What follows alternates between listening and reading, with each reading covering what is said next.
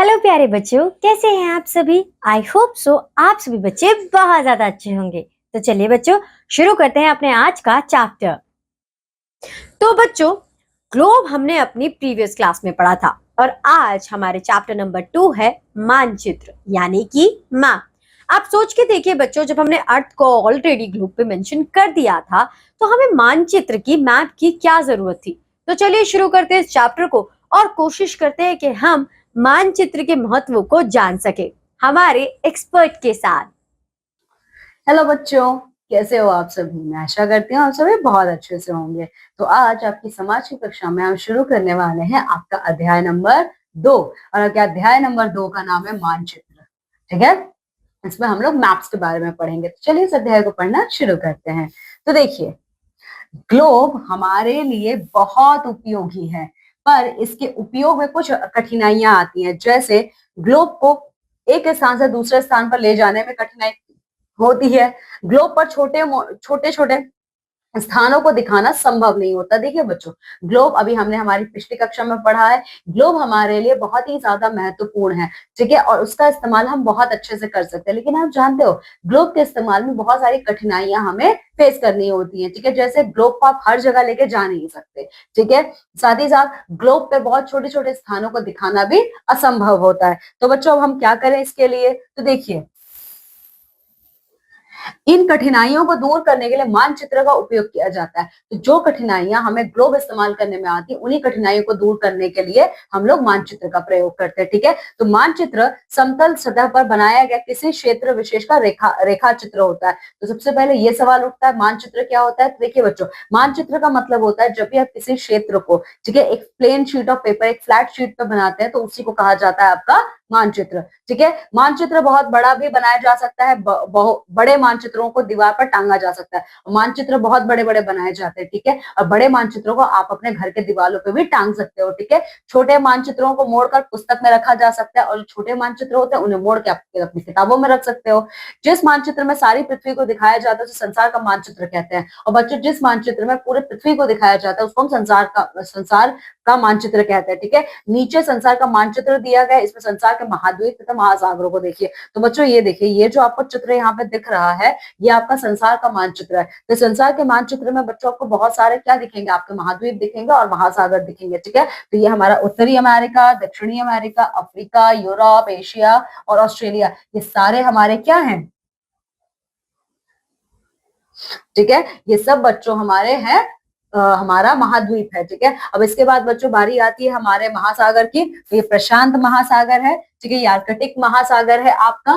ठीक है, और ये है बच्चों फिर आपका हिंद महासागर। ठीक है, फिर आपकी बारी आती है अटलांटिक महासागर की। ठीक है, तो यहाँ पर एक जानने योग्य बात है, जिन पुस्तकों में केवल मानचित्र छपे होते हैं उन्हें एटलस कहते हैं। आप लोगों ने एटलस का नाम सुना होगा। एटलस वो किताब होती है बच्चों जिसमें सिर्फ और सिर्फ मानचित्र होते हैं। ठीक है, चलिए अब बच्चों ये देखिए मानचित्र की भाषा। अब मानचित्र में बच्चों हम लोग कौन सी भाषा का इस्तेमाल करते हैं जिसे कोई भी देख के इस्तेमाल कर सकता है और आसानी से समझ सकता है। ठीक है, तो देखिए बच्चों क्या क्या होता है।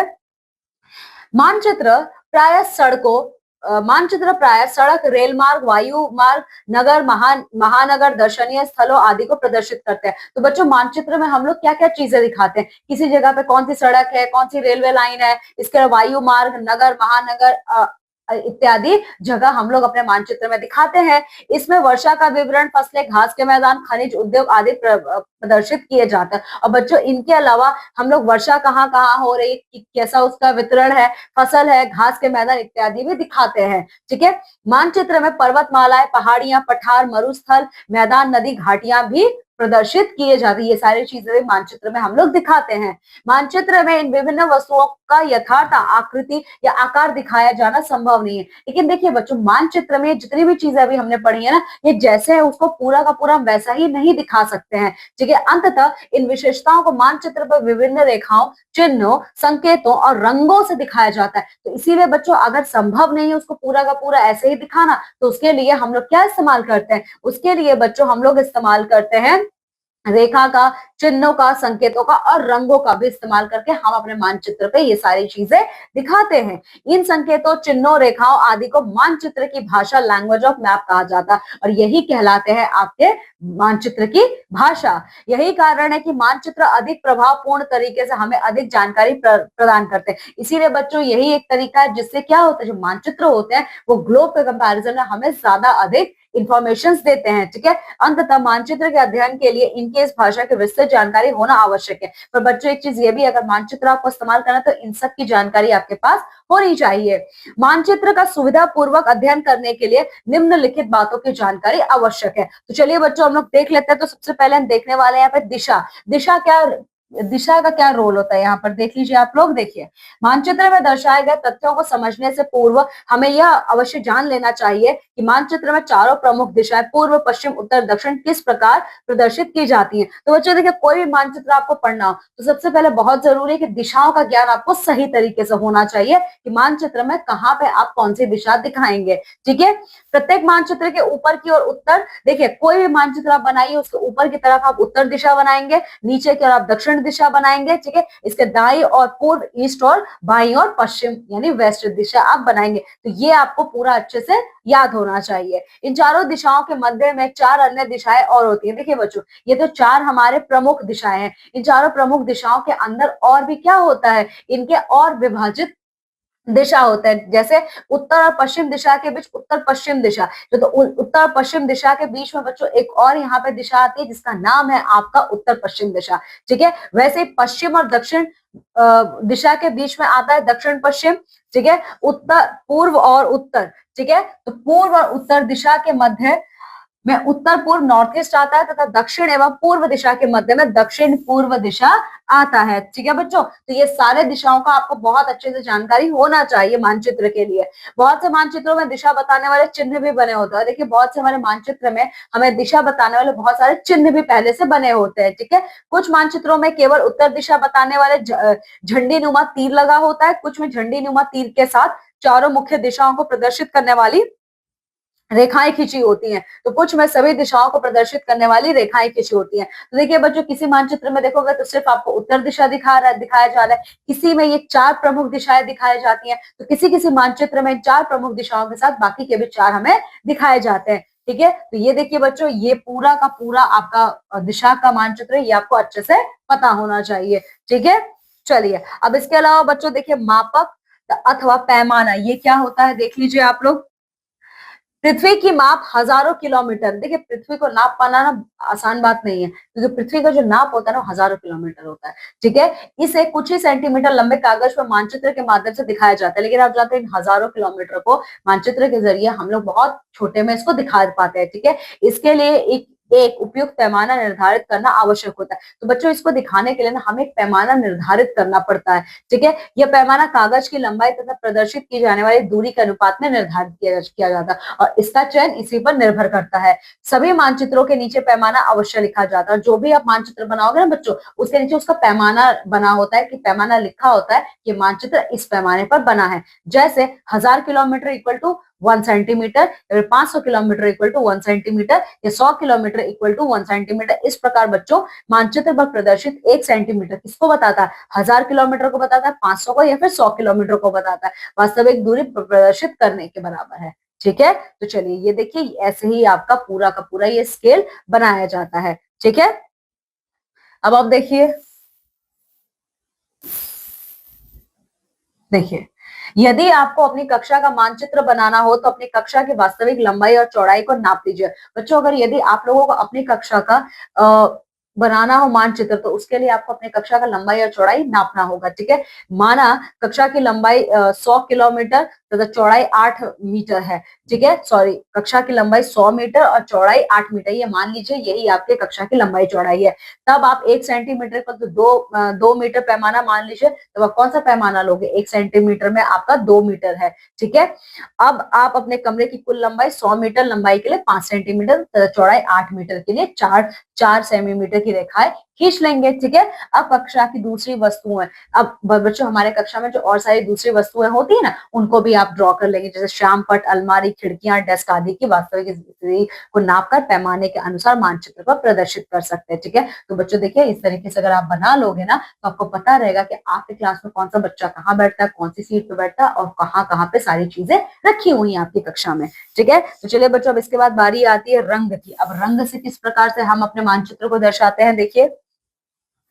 पृथ्वी पर तापमान, वर्षा, धरातल की स्थिति, मिट्टी आदि में विविधताएं पाई जाती है। देखिए बच्चों, हमारे पृथ्वी पर बहुत तरीके का तापमान है, वर्षा कहाँ कहीं पे बहुत ज्यादा, कहीं पे बहुत कम, तो कहीं पे बराबर होती है, मिट्टी अलग अलग होती है, भौगोलिक स्थिति अलग अलग होती है, तो एक तरीके से विविधता है हमारे पृथ्वी पर, ठीक है। जैसे पृथ्वी पर तापमान सभी जगह समान नहीं है, इस प्रकार इस पर कहीं ऊंचे ऊंचे पर्वत हैं, तो कहीं गहराई वाले विस्तृत महासागर है। तो बच्चों कहीं देखिए हमारे पृथ्वी के कहीं हिस्सों पे पहाड़ है, तो कहीं पे क्या है, हमारे महासागर है, ठीक है। कहीं बड़ी बड़ी नदियां, गहरी झीलें, विशाल मैदान है, तो कहीं पठार तथा रेगिस्तान है, ठीक है। इसके अतिरिक्त यहाँ की वनस्पति में भी विभिन्नता पाई जाती है। बच्चों इसके अतिरिक्त यहाँ की वनस्पतियों में भी क्या एकता नहीं है, विभिन्नता है, ठीक है। कहीं ऊंचे ऊंचे वृक्ष हैं, तो कहीं कटीली झाड़ियां हैं, ठीक है। कहीं सदाबहार वन पाए जाते हैं, कहीं विशाल घास के मैदान है, तो कहीं शुष्क और वनस्पतिहीन रेगिस्तान पाए जाते हैं। इन सभी विविधताओं को दर्शाने के लिए रंगीन मानचित्र बनाए जाते हैं आपके, ठीक है। तो चलिए देख लेते हैं कैसे बनाया जाता है रंगीन मानचित्र। देखिए,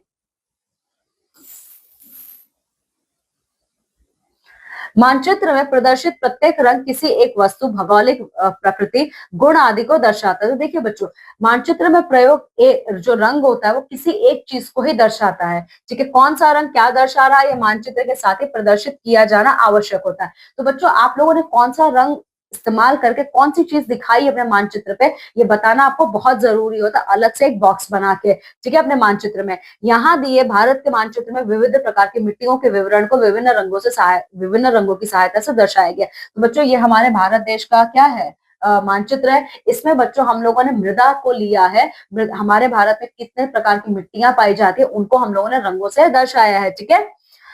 साधारणतया रंगीन मानचित्रों में समुद्र, झील आदि जलीय भागों को नीले रंग से दर्शाया जाता है। तो बच्चों, साधारणतः जो रंगीन मानचित्र होते हैं ना, उसमें जो समुद्र है, झील है, नदियां, उनको हम लोग नीले रंग से दर्शाते हैं, ठीक है। ऊंचे पहाड़ी क्षेत्रों को गहरे भूरे रंग से प्रदर्शित किया जाता है, और जो पहाड़ी क्षेत्र होते हैं उनको हम लोग भूरे रंग से दिखाते हैं, ठीक है। तो ये देखिए यहाँ पे बच्चों, ये देखिए जो लाइट एकदम येलो कलर में, वो आपकी जलोढ़ मिट्टी वाला हिस्सा है। फिर ये काली मिट्टी है, देखिए काली मिट्टी, लाल और पीली मिट्टी, लेटेराइट मिट्टी, शुष्क मिट्टी, वनीय और पर्वतीय मिट्टी। तो ये सारे कलर देख के ना आपको अपने आप पता चल जाएगा कि ये सारी मिट्टियां किस किस जगहों पे हैं, ठीक है।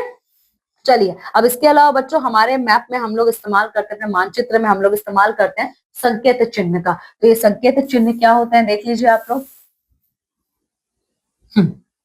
मानचित्र की भाषा में सर्वाधिक महत्वपूर्ण स्थान संकेत चिन्हों का है। देखिए बच्चों, मानचित्र की भाषा में जो सबसे ज्यादा जरूरी है वो है आपका संकेत चिन्ह, ठीक है। ये संकेत चिन्ह हमें बताते हैं कि देश अथवा राज्य की राजधानी कहाँ स्थित है, जिला मुख्यालय कहाँ है। वो ये इतने जरूरी क्यों है कि बच्चों, ये संकेत चिन्ह हमें बताते हैं कि जिस देश के बारे में हम बात कर रहे हैं उस देश की राजधानी कहाँ है और उस देश का मुख्य कार्यालय भी कहाँ है, ठीक है। देश की सीमा कहाँ तक फैली हुई है, साथ ही साथ जिले की सीमा कहाँ तक है, छोटी बड़ी रेल लाइनें, कच्चे पक्के मार्गों, तालाबों, कुओं, शहरों, गांवों तथा धार्मिक स्थलों इत्यादि की जानकारी भी हमें मानचित्र में दर्शाया गया विभिन्न संकेत चिन्हों से ही मिलती है। तो इन संकेत चिन्हों का इस्तेमाल करके बच्चों हम लोग ये सारी चीजें अपने मानचित्र में दर्शाते हैं, ठीक है। किस संकेत चिन्ह से हमें किस प्रकार का ज्ञान होता है, दी गई संकेत सारणी से आपको अब स्पष्ट हो जाएगा, ठीक है। तो बच्चों देखिए, नीचे एक संकेत सारणी दी हुई है, उसको जब आप देखोगे तो ये जो संकेत चिन्ह है ये आपको अपने आप क्लियर हो जाएगा, ठीक है।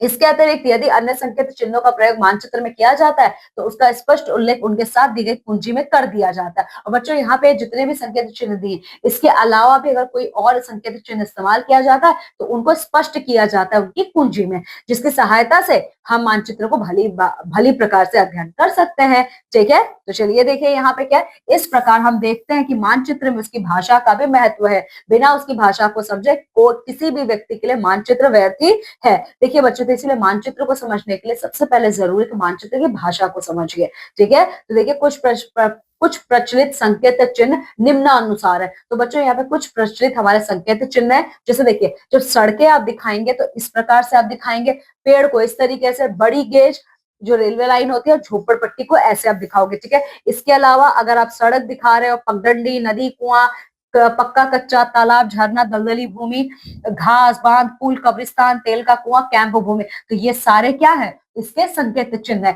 इसके अलावा मीटर गेज, रेलवे स्टेशन, मंदिर, मस्जिद, गिरजाघर, किला, गांव, डाकघर, तारघर, ऊंचाइयां, पीठिका चिन्ह, विश्राम गृह, थाना, युद्ध स्थल। तो देखिए बच्चों, ये सारे हमारे चिन्ह होते हैं, ठीक है।